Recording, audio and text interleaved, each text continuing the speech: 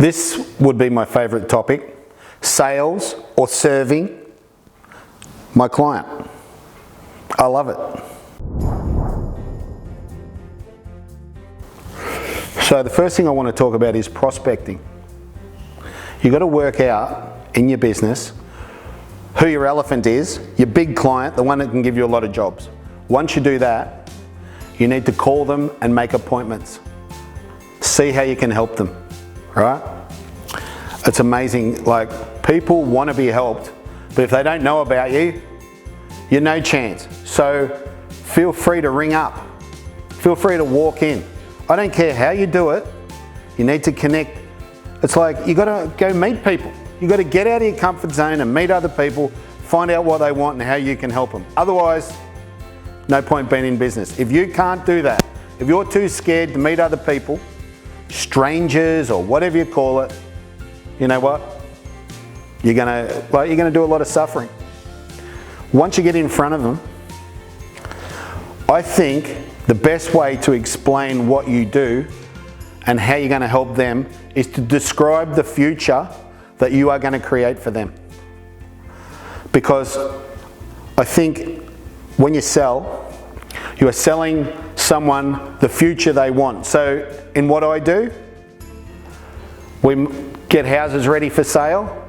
People want a future where they can sell their house for a certain price, and we're the avenue to be able to help them do that.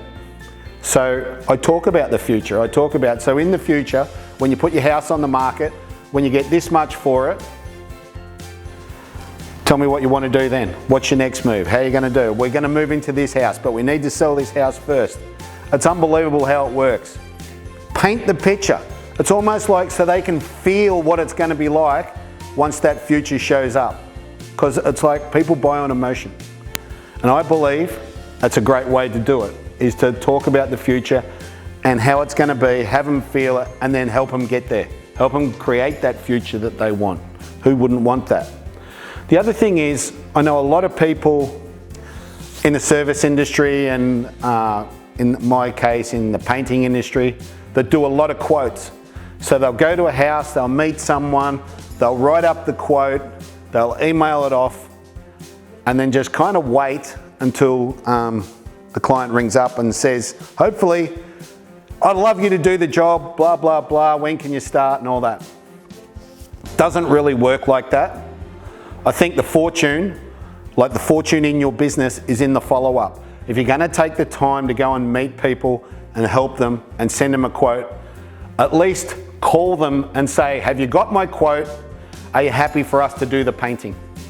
It's pretty much all you got to ask. You don't have to crap on with, selling them anything. They've already got your quote. They know what you offer. Ask them, would you like us to do your job? They'll either say yes or no. At least get a yes or no. There's nothing worse than a maybe, I tell you. A yes or a no. If you get a yes, that's great. If you get a no, that's great. And you keep going and you keep quoting and you keep finding out the people that you can be of service to and you can help, right? I think handling rejections, the rejection that we get when people say no, takes practice. Because we're kind of all attached in a way to getting yes. And we take it personal when people say no. However, if you can find a way to give up any attachment to a yes or a no, but get one or the other, it kind of helps you. And it's like, someone once described it as a train going past the station. It's like, you get on the train and it takes you to the next station and then you get off. You don't go back, right? So it's like, if you go quote a job, it's the same as getting on the train, you meet the people, you ask for the job, they say no, you don't go back. You go to the next station and you go quote the next one. And then they say no, and you go to the next one and they say yes. And so you put your team on that job. And you just learn to handle yeses and nos exactly the same, with a bit of dignity and humility, as you don't need every job, but keep moving forward. Don't go like burning yourself up because people say no, right? People are gonna say no. Not everyone's gonna hit it off with you. No one's perfect. It's like these videos. They're not perfect, but I'm here having a crack. It's the same when you like do a quote.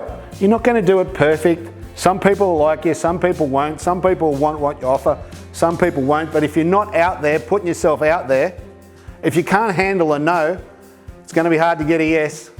So that's my advice. Keep prospecting, sell people their, the future that they want, the fortune's in the follow-up, and just be okay with rejection. It's fine. Hope that helps. Ciao for now.